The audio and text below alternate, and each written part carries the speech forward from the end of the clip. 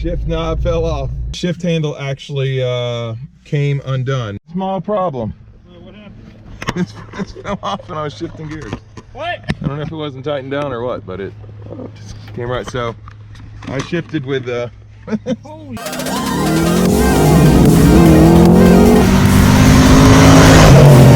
more gas, more gas.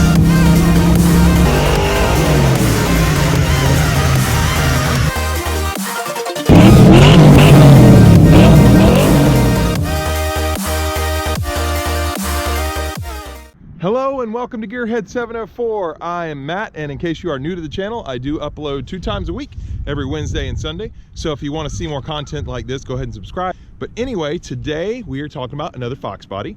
I actually got this FoxBody from Extreme Mustangs just to tell you guys about it. And yeah, let's take a look. This is actually a 1991 GT.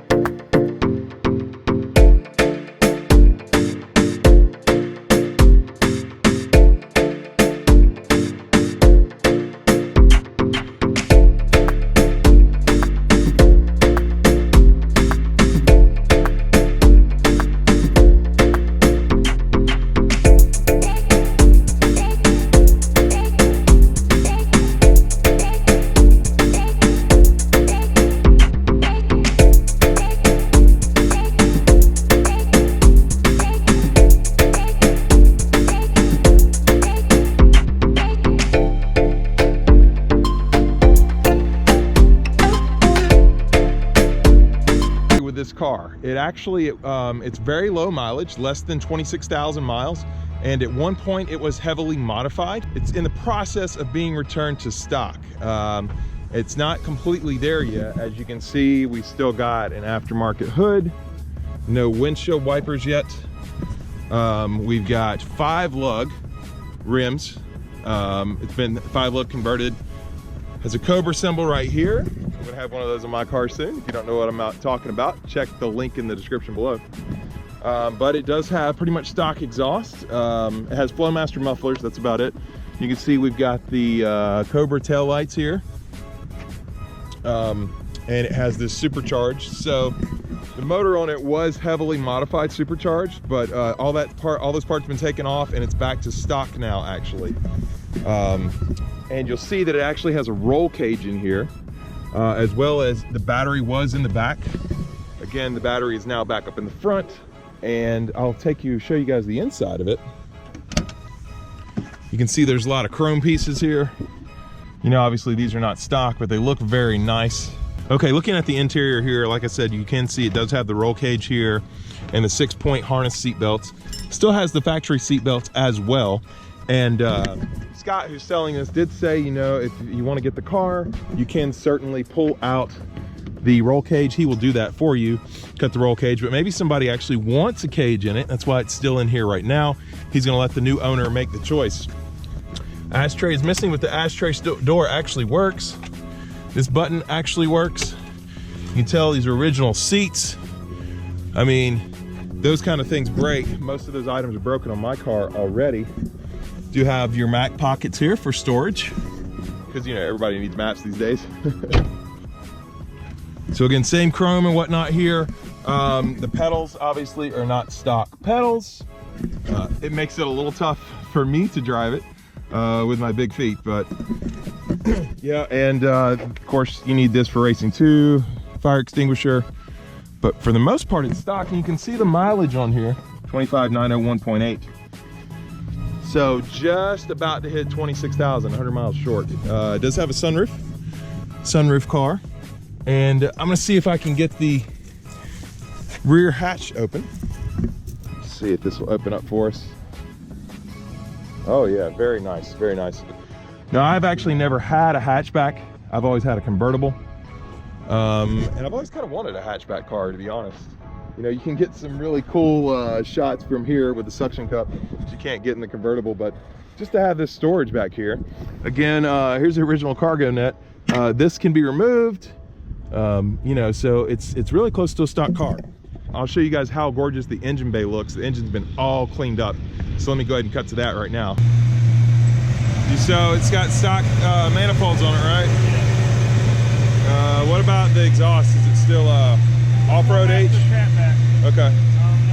No, the stock cats? Stock cats on it. Okay. Super clean. Yeah, it still sounds good. Let's talk about the exhaust.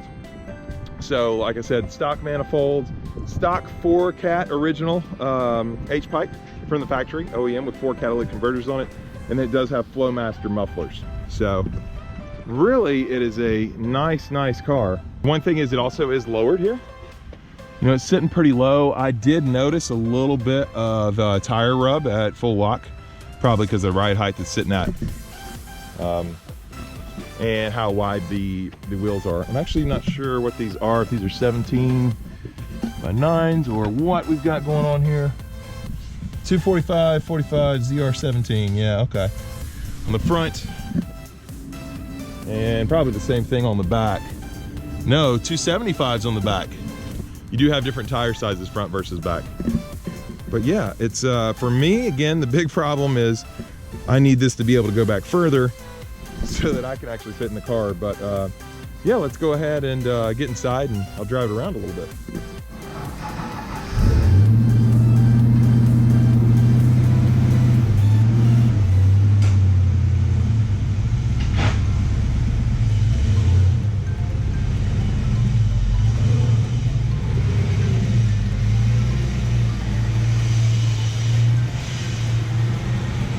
All right, you're about to see what an effort it is for me to get in this car at 6'5". Okay, I'm almost in. Getting no tilt wheel. Oh, all right. Everything under. Not much leg room, but that is mainly because that's this roll cage here. That the roll cage is out, so that I can't. The seat is all the way back. And of course the steering wheel does not tilt. This is the whole reason I got an 87 to 89. You know, I pointed some of this out over there, but obviously you got a huge tack over here that would need to come off. These would need to be a change for the original vents. But yeah, still got the stock radio. All right, so like I said, it's got a roll cage in it, so I don't have a ton of room here.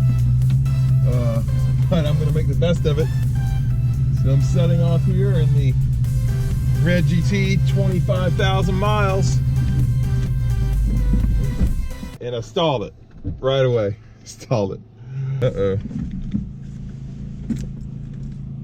And it's not starting. Well, this is not a good start to things. I stalled it right away. It's not all the way. Is it not? I thought I did. Push it nice and hard. Oh yeah, I didn't put it down hard enough. Is it a stock clutch? Yeah. Okay. Okay, so my wife's not the only one that can stall the car out.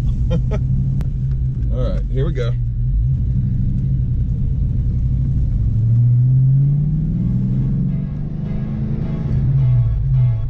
Shift's nice. Obviously for me, you can see, man, my head's like right up here. It's a little tight. That's because the roll cage. I'm not a big fan of the 90 and later cars because they have the airbag, and obviously you can see how squished I am. Now it would help if the roll cage was out and you could lay the seat back, but you know, that's why I wanted the 87 to 89, because you at least had a tilt wheel and whatnot. Power's good there. It's got the soundtrack.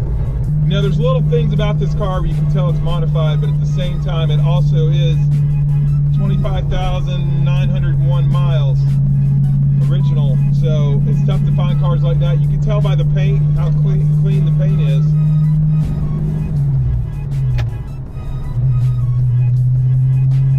The throws are so much longer than I remember.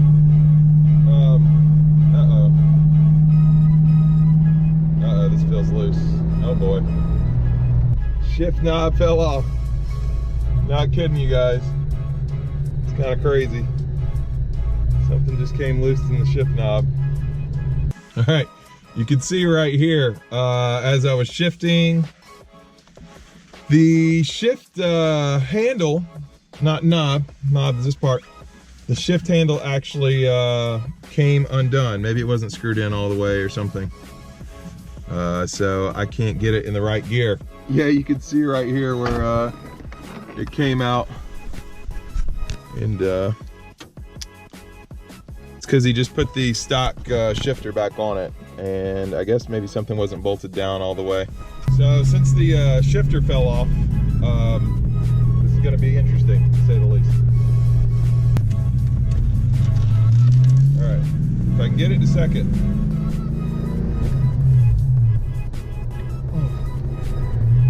All right, I got it in a second. I'm gonna try to get back to the shop. What do I notice? I do notice the tire rub. Like I said, that's only like at a full turn. I'm guessing it's because the tires are too wide, not because the car's too low, but I do know that Scott has plans to put the stock springs back in it. So the brakes feel good. I believe it's stock brakes. Oh, the rear end does have a 373 gear in it. It's a built rear end. AC does work. And just, you know, shifting with this tiny little knob is not great. But I did get it in the third. So there we go. Steering seems about what like you would expect for a FoxBody. We are returning to Extreme Mustangs, and I will ask Scott what the deal is with this shift knob. I guarantee this will be fixed before this video goes live. Probably might fix it on the video today for all I know. Small problem. What happened? It fell off when I was shifting gears. What? I don't know if it wasn't tightened down or what, but it just came right. So I shifted with Holy, this fell off. it came off in my hand, man, when I was going into third gear.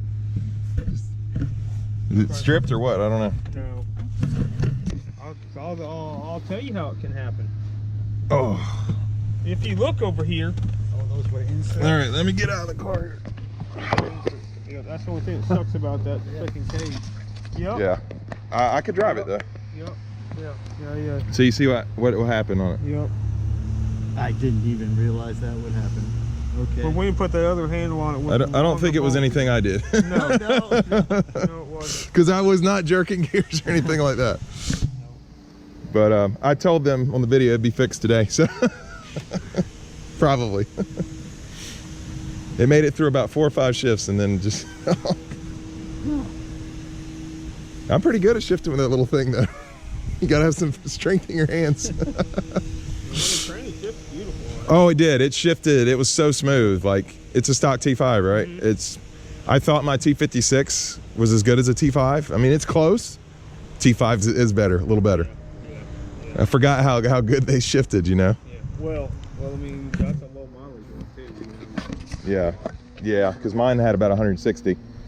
Now, I did notice if I turned really hard, at low speed, you know, the front rubbed just a little bit. Is that because of how wide the wheels are? Because it's lowered? Because of 9-inch wide wheels. It's 9-inch, okay. Yeah. So you might put the... There's only 7.5-inch wheels on it. Okay. And you might put the stock rims back on it potentially, right? Yeah. Depends on who comes up with who wants it. Yeah. And I told them they've got the option, if you want, when they buy the car, you pull the cage out for them. Is that right? Right. Okay. And the doors open and shut beautifully. Yeah, they really do. Okay, you just pull down. Oh yeah. Let's see that. Yeah. Stick it up and lock it. I should have rode like that. It would give me more headroom. And it's really super clean. There's no rust in it. Yeah, look at that. Oh, dude, you can tell down in here. Yeah. Perfect. This car's never been out in the rain, has it? No. Yeah, you can tell. Even these guys here usually have. I mean, look how. It's got 25,000 miles. Yep. Garage miles. You gotta realize it's Right. 25,000 miles. Yeah, I was pointing that out. Yep. Not 125, it's 25. Yeah, you could tell. I mean, it's just the interior would be more torn up for one thing. I mean, the mat pockets, you know how these things deteriorate. 373 gears, it's got a built rear end in it. Yeah, built rear end, you mean like just 31 spline axles? Or 31 spines with a different diff unit, everything too, all that okay, stuff. okay. So you guys can see this is already fixed. Yeah, there we go. Hey, it's so smooth, man. Yep. It's so much better. All right, so don't worry about this, it's already fixed. And Scott said he's somewhat negotiable, but I would bring your money. All right guys, so there you have it. You know what's in this 91 GT. It's a pretty sweet car, actually only 25,900 miles, very low mileage. I'll put the price up here on the screen that Scott's asking for. I will also put his contact information below.